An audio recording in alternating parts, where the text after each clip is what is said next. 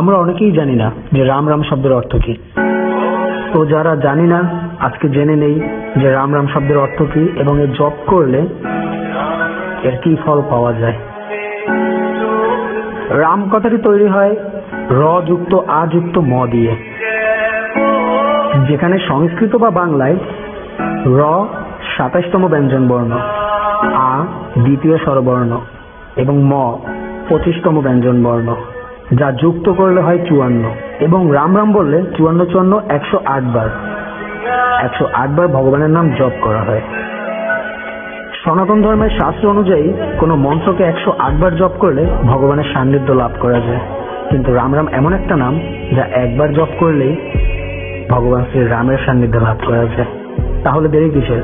বলুন সবাই রাম রাম।